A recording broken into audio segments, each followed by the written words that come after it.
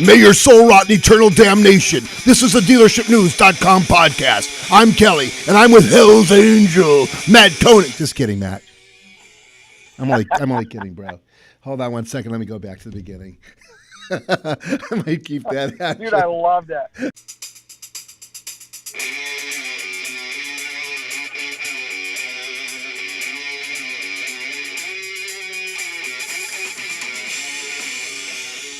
Hello and good afternoon. It's time for the dealershipnews.com podcast where we learn about the who's happening in the automotive industry.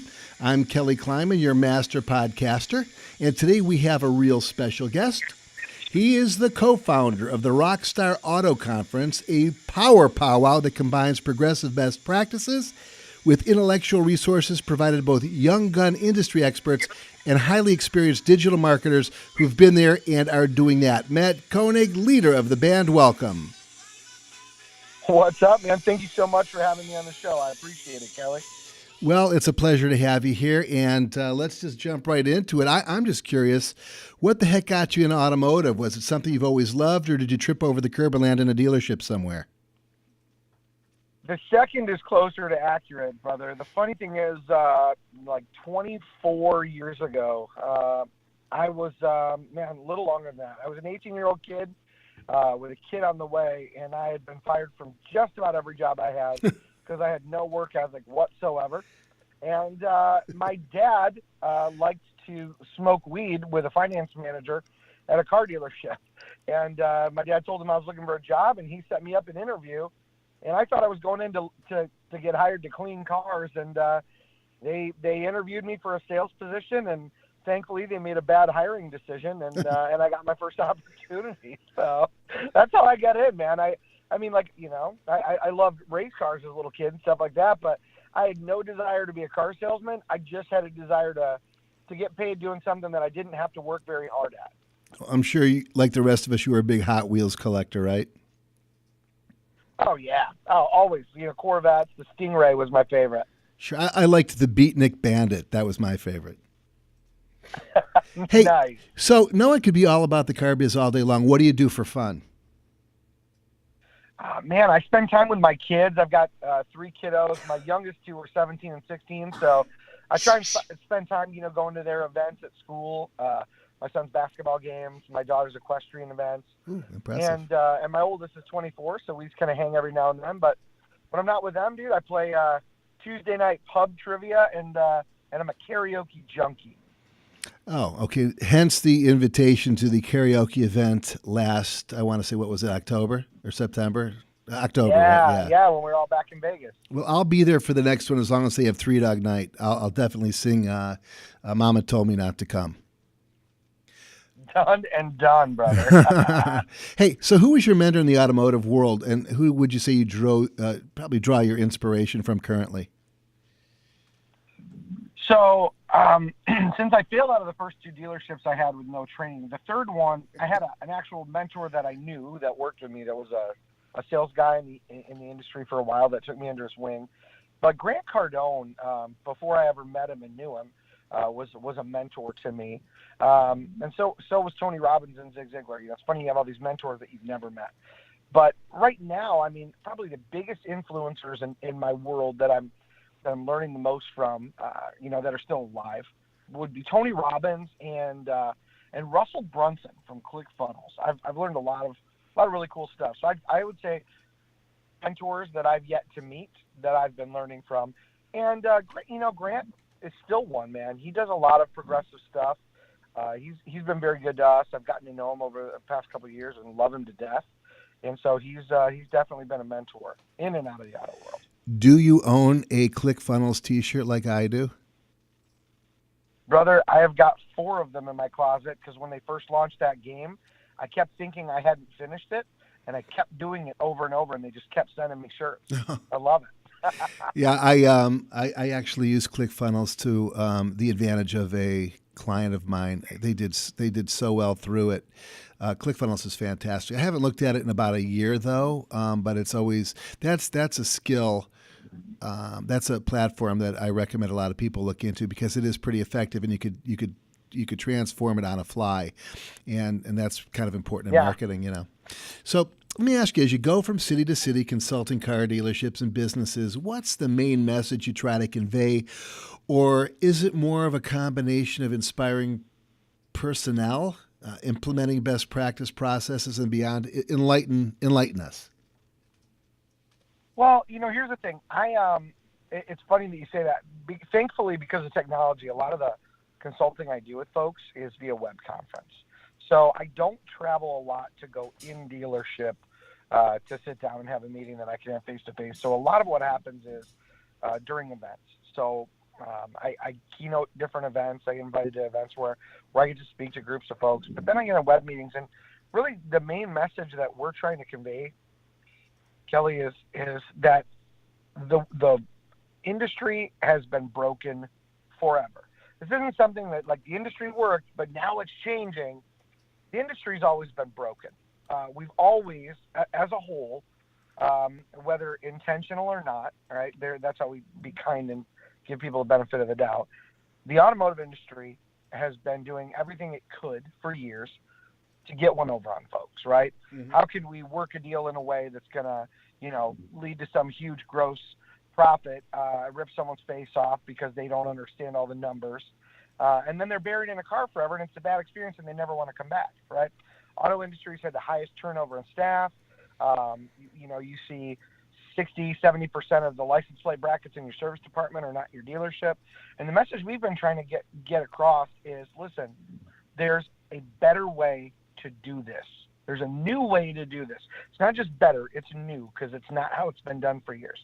And that is, we've got to give people our best, right? The message we're sharing, the Rockstar message is, we believe people deserve our best. We believe that you got to take responsibility. You create your own destiny.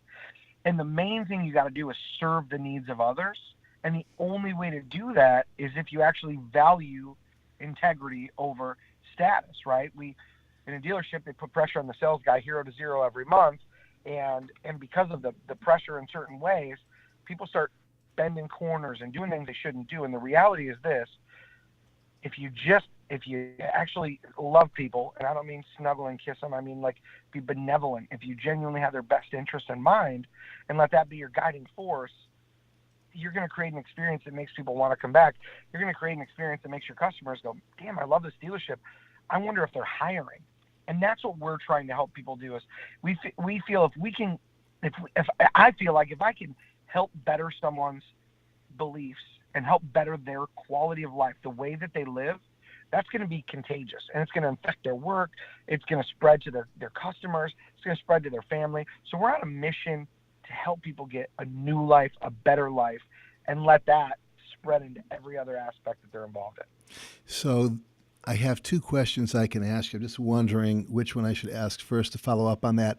Let's go with this. What are some practices and bad habits that businesses partake that make you cringe the most? And since we're talking about automotive dealerships, there's a heck of a lot, I'm sure, but give us your top three, if you have a top three. I could think of a few offhand. Yeah. So a couple that make me cringe the most are when somebody... number one, when we call people anything but a person, right? Up, lead, or all the negative terms that are used, right? When we say, oh, we've got a lead, we've immediately taken away the humanity of that person. And that is just something that chaps my ass, dude. When we talk about human beings like they're nothing more than a lead. So that's one of the things that just makes me cringe on the consumer, like business to consumer end. The other thing that makes me cringe business to consumer end is not giving people info, like telling them they have to come in to get info. It's like I can do 99% of stuff without ever even talking to you as a dealer. The fact that I reached out to you, you're welcome. Like, I'm doing you a solid by choosing your business. You should do everything possible. Give me everything, because 9 out of 10 dealers won't. So it makes me cringe when dealers say, well, in order to give you accurate numbers, you got to come in. Yeah. Really, because I feel like you buy cars online all day long at the auction without seeing them. So what's the difference between that and a customer's car, And then the third thing is not business to consumer. It's dealer to the way they treat their sales staff.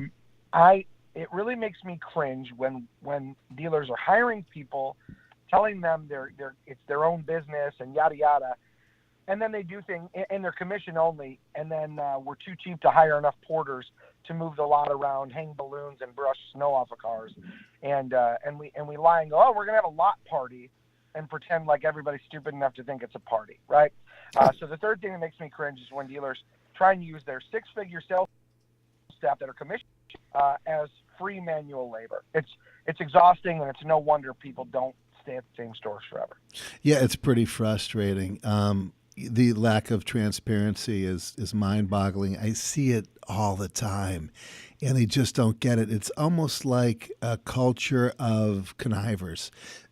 For some reason, it's got that reputation. I know they're trying to change it now with technology and such, and less. Less contact with actual salespeople. But so that brings to a line this next question, which would be comparing today's average car salesman with yesterday's, and how has reliance on technology helped as well as hindered the process of bringing a prospect in, he or she in, and making them a lifelong customer? I don't think technology has hurt anything. I think the people that say technology is hurting the business are the people that are mad that they can no longer bamboozle people. I love that word, bamboozle. I think everything about technology has given us a way to communicate faster with people, get information faster, make faster determinations on trade values, pulling up lease figures, getting someone approved. Everything about technology has given us the ability to do stuff better and faster. So I don't think there's any way that it has hurt the industry at all. I think the good news about technology is that it brings to light the people that aren't willing to serve the customer's needs, and it's helping the industry phase them out as it should. And I mean, listen, I don't want to see anybody unemployed or anything like that unless they deserve to be. I think with technology, we've now got the ability to make better judgment calls and serve our customers better. And I feel like I have to say it again. Anybody who looks at technology as a hindrance to this industry is just somebody who still wants to be able to pull one over on somebody. That's my opinion anyway. Doesn't make it the gospel, but I think it's pretty damn close. Phenomenal use of the word bamboozle. The origin for the word bamboozle was 1703, originally a slang or cant word, perhaps Scottish from Bombay's, perplex, related to bombast, or make a baboon of. There you go. Just so we know. I mean, this is news you could use. This is dealershipnews.com. Hey, let's talk about the Auto Rockstar Conference. I was going to call it the All-Star Rockstar Conference, but let's call it the Auto Rockstar Conference because you do bring some all-stars in there. What was the idea behind it? How do you see it growing out? And what can we look forward to next May regarding speakers, concepts, forums, and most important of all, parties? So we just shifted. I'm so glad you brought that up, man. So when we very first did a Rockstar event, I speak at a lot of conferences. I've spoken at a lot of other people's. I've kind of stopped doing that as much at other events. We looked at conferences and said, man, this game is broken to us. We said, most of these events, you got a bunch of speakers in different rooms, so you got to pick and choose what you're going to learn. You may miss out on something good. And the bigger thing we saw was none of the information was changing. Like the same people were talking about the same stuff. The same sales trainers are talking about the basics, right, that we all learned at the beginning of sales. Well, you got to greet them, you got to ask questions, you got to demo, you got to write them up, you got to close. Here's 3 closing none of it's new. Like that's all the shit that should be on YouTube. If you're a trainer, you put it out there and it's evergreen. But we went, man, it's not worth spending $500, $600, $700, $1,000 to go to these events because we're really not learning anything. So why do we go? So then we justified going on the vendor side as going, cool. At least we got a booth. But then we started looking at the trade show hall environment. We went, man, it's like you got to spend $50,000. You got to get a Lamborghini. You got to paint a bunch of naked chicks. And we were like, man, this doesn't fit who we are.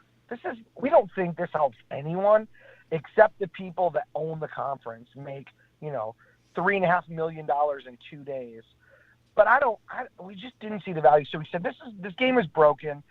And literally Chris and I said, how hard can it be to do a conference? And so we said, let's do one.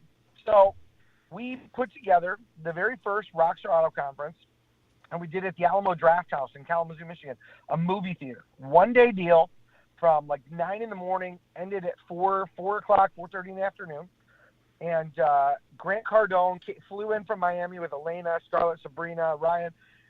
Flew up from Miami in his jet. He keynoted the thing for us. Gary Vaynerchuk recorded an Ask Gary V show for us.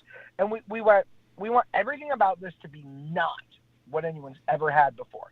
None of the speakers can talk about shit they've spoken about at any other conference, and they can't ever talk about it or use that presentation ever again. It has to be born here and die here. We said, with this event, like, it can't feel like a conference. So we picked a venue that was so unconventional in this crazy movie theater with dim lighting and food being served like throughout the day, and people could have drinks, and it was like a life changer. And when it was over, it was one of the hardest things ever, and we were like, we're never doing that again. And then our website traffic blew up, and our emails started blowing up, and we were getting phone calls going, when's the next one? And we said, holy cow, this made an impact in people's lives. Let's do more. And so it went on. So we've been very blessed, because one of the things that's, you brought up the speakers. One of the things that sets us apart is none of our speakers are paid, ever. They don't get paid one dime to speak. We've got Coach Sherry Wynn, who's a 2-time Olympic champion and a national championship basketball coach that does keynotes in stadiums. She spoke at one of our Rockstar events, and she's actually coming back this May for the Women Who Rock series. We've got Coach Sherry Wynn. We've got Lisa Copeland, who's a $10,000 keynote speaker. Kendrick Shope, who you've seen on the Steve Harvey Show. Katie Mears from KMC Consulting, who is just literally helping automotive dealers make a paradigm shift in how they're serving women as employees and as customers. She's one of my bloggers, Matt. She's on our blogging team. Katie is? Yeah, out of Canada. Katie Mears? Yeah, yep. She's amazing. Yep. Carrie Wise from TrueCar, who arguably has helped build the name of TrueCar. In my opinion, I've seen Carrie, what she has done to help this industry evolve has been larger, I would say arguably equal to what Chip Perry has done. She is just a life changer. And so what we've done with Rockstar that sets it apart is we get people who are actually genuinely passionate about impacting people's lives and helping make them better. And they're so passionate about it, they don't ask for a penny. Sean Thomas of AskAMillionaire.com has spoken at 2 of our events. This is a guy that's a 7-figure earner that if you were to call and say, hey, can you come speak at a corporate event, he would charge you anywhere from $10,000 to $20,000 for an hour. And he came and did it for free. Now, I tell you that because this isn't a conference.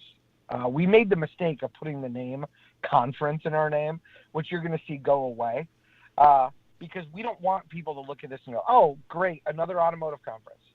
No, it is an event. It's inspiration, it's education, it's get your blood pumping, it's every speaker, what they share with you, I guarantee when you go back, you'll make money. And there's one huge thing that sets us apart from everybody. We have a 100% money back guarantee.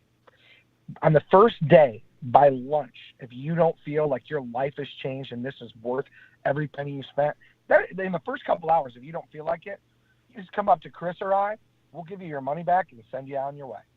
Like, literally, we're the only people that do that, because we know that we're so committed to helping people better their quality of life that there's no way that we can fail. And by the way, no one has ever asked for a refund, ever. Sounds like it's too much fun. Dude, it's awesome. And party-wise, listen, we've never focused on, like, okay, some people sell their event. Like, come to our event. We're spending $100,000 on a party. We rented out Corduroy Bar in Las Vegas and had a cool shindig there. We rented out the Gold Spike, their whole backyard and living room area with these giant yard games. Like, when we do a party, we do a fun thing. We don't just go, all right, dress up nice, come in here and be just as boring as ever. We create an environment where all of our attendees, all of our partners can all just interact and have a good time and be authentic and get to know each other. It's a chance to take the veil down, not a chance for people to put on airs and try and show off who's who. It's authentic. the craziness about what we do is that when people get to Rockstar, they go, "Oh man, I don't have to pretend. Everybody in this environment loves me the way I am, and they want to help me grow." And for the first time ever, that's why, Kelly, coming up in May, we were going to do a trainer showdown, and we put a call out across the country. Every sales trainer, if you think you're the best, balls out, let's go, prove it. Do you know only 2 trainers actually were willing to step up? Which what that shows is that most. And here's the deal: there are a lot of good trainers, and some can't do it because they're busy, whatever. Well, I know Sean Kelly is one, right? Yeah, Sean Kelly and Anthony Alagona both right. stepped up on the trainer showdown. But here's the thing, man. The majority of trainers are training the same thing. They're just putting it in their language, right? Yeah. Here's these 5 steps. Here's these steps, phone appointments. I'm not taking anything away from them. I just find it hilarious that dealers spend tens of thousands of dollars for people to teach them the basics. Like wiping your ass is basic, but you don't call your mom every month to show you how to do it again, right? Yeah. There's no reason to pay somebody to teach you the sales process ever again anymore. You can find it for free online. But so because trainers don't want to go head to head on stage, we realized that most just won't. We actually made a major shift, and during day 2 of this unconference Rockstar event, we're doing Rockstar roundtables with many of the speakers and partners, and the attendees are going to be able to book 20-minute blocks at 5 different tables, 6 different tables, where they get 20 minutes to just sit down with and pick the brains of these people that they just heard on stage educate them. These people who are making upper 6 figures, 7 figures. You're going to get somebody who you'd have to spend $500 to $1,000 an hour to be with. Just by attending the Rockstar conference, they're going to be able to sit down and pick their brain and mastermind with them for 20 minutes so that when they actually go home, they can put what they've learned into practice. And that's something that we're doing that we believe is really going to be a major impact in people's lives. And we're pretty excited about it, man. That's a very inclusive, engaging, proactive approach. And it's much different than, again, missing a lot of information because you're not able to attend all the events. I know that's a problem when I go through a list and I see, there's 50 different speakers, there's 50 different subjects. I'm interested in a bunch of them. Oh, but son of a gun, 3/4 of the ones I'm interested in are on the same day in the same time slot. So that's I like how you schedule that out. Question for you: If you could sell anything other than autos, so to speak, I mean, we're not selling autos, but if you were not in the automotive industry, what industry would you be in? And a quick why, and then our last question of the morning. So for me, it would be helping people learn how to communicate better so they can build stronger relationships. And I actually do that. If you go to matkoenig.com, something I'm really passionate about. I really believe that everyone has a message to share. Everyone has stories in their life that can help someone else. I firmly believe that. I like the way Russell Brunson said it before. He said, if you think of your life like a book, right? And you may only be on chapter 2, but there's somebody that's just starting chapter 1.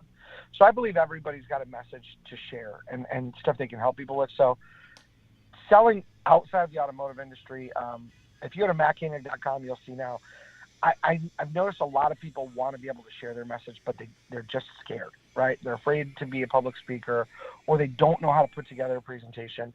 So I actually have a course where I teach people how to get on stage, how to create live videos, how to create podcasts, like how to create your message so that you can share it with the world in a way that will actually cause a movement within them.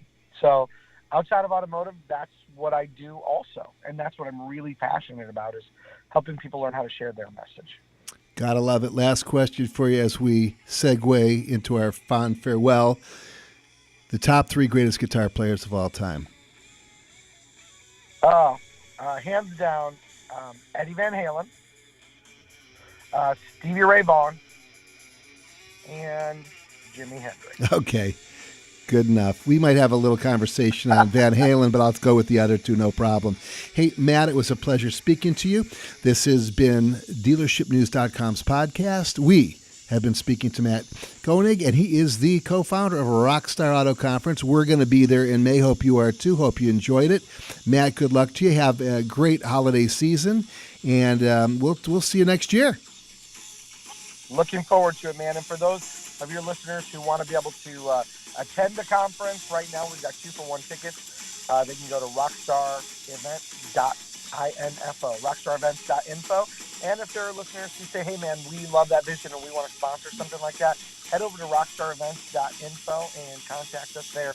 We would love to have you part of the event. And thank you so much, Kelly. We're looking forward to Dealer News being a big part of the upcoming Rockstar events. You bet. And we'll put that out in a press release here very, very soon after we talk a little more. But until then, everybody have a great afternoon. This, again, is dealershipnews.com. See you online.